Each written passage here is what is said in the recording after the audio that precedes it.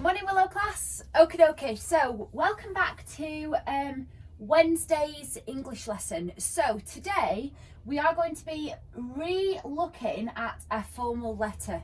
So I've just pinned up the work that we did yesterday in terms of the vocabulary and the actual format and the formal language and things like that that we want to include, because I need to remind you guys of all of this stuff for today's activity. Okay, so I'm going to keep referring back to this. So just to whiz back through, we've got an appropriate opening and ending. We've got strong vocabulary, so use your thesauruses if you've got them at home, or Word Hippo online. Instead of using very boring basic language, let's get some really good synonyms for those words and get good vocabulary, strong vocabulary throughout our lessons, our letters, okay? Formal language, similar to this, try not to use any contractions, try to use really good terminology throughout.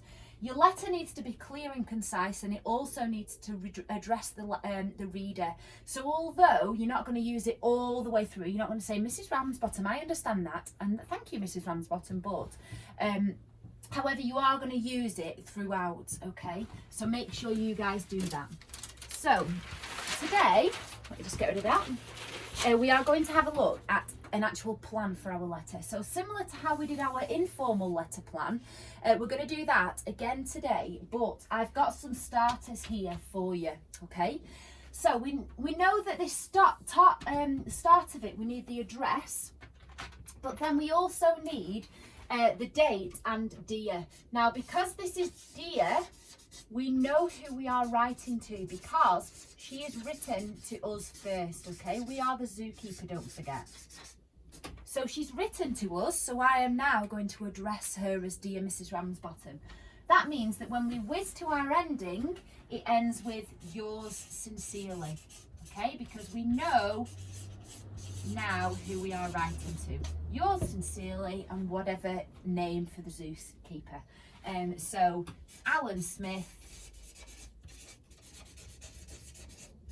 and then you'll have a signature. Okay. Now, when we look at our structure of our letter, we have to have an opening. So we have to say, well, thank you very much for your letter, or on retrieval of your letter, I have noted the following things, that sort of stuff. So we've got firstly, so that's how you could open this paragraph, or on retrieval of your letter, I noticed that, okay? So you are addressing, I'm just going to write it in a different colour here.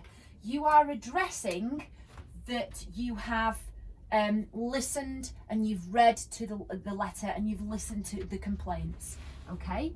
So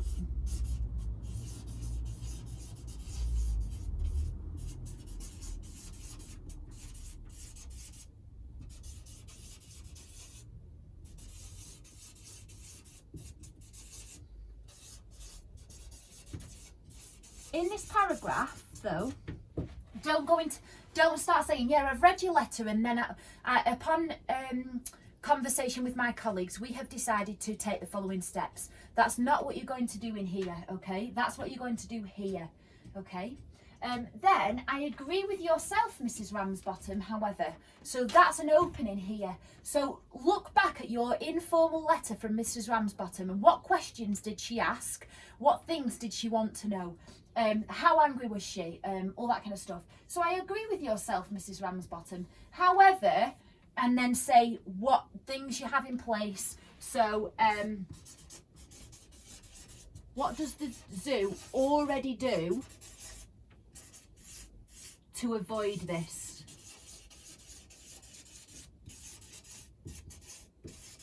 So talk about how it was a mishap, how the lion isn't ferocious, actually is a very lethargic creature.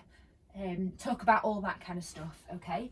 So what does the zoo already do to avoid this? So there, that's to avoid what's happened with Albert, okay? May I take this opportunity to ask or to state, okay? So it depends whether you want to ask a question to Mrs. Ramsbottom. If you don't have to. Take out that and put to state. So may I take this opportunity to state And then you would say something like, the fact that our zoo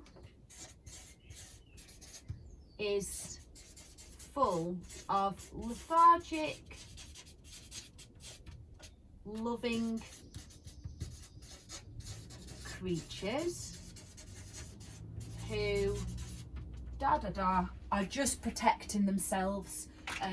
And then you can say that actually Albert was in the wrong. Okay, you don't want to start an argument, but ultimately the court decided in the poem that Albert was in the wrong, and that's the end of it. So you stand by that, you say that in your letter, okay?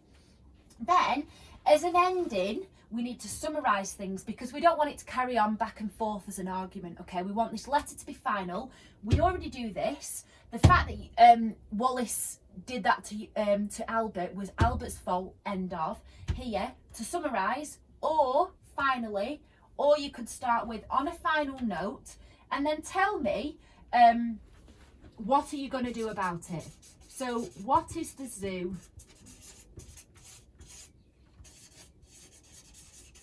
going to do moving forward?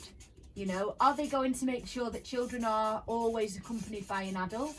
Are they going to make sure that the cages, the bars are closer together so that an animal can't reach out and grab a child? Are they going to make sure that no one can even feed animals anymore? You decide, okay, what is the zoo going to do moving forward?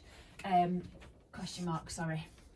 And then once you've done your summary there, you've summed up what's going to happen moving forward. You just end your letter with yours sincerely, Alan Smith, and sign it. And you might put underneath, let me see if I can wind this up.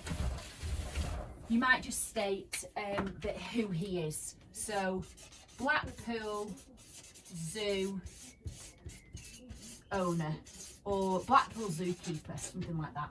Okay, and that would literally be the end of it. Super duper. Okay. Good luck with your plan today. This is really important that we get this right today so that tomorrow your formal letter is really, really simple and straightforward to write. Okay. Super.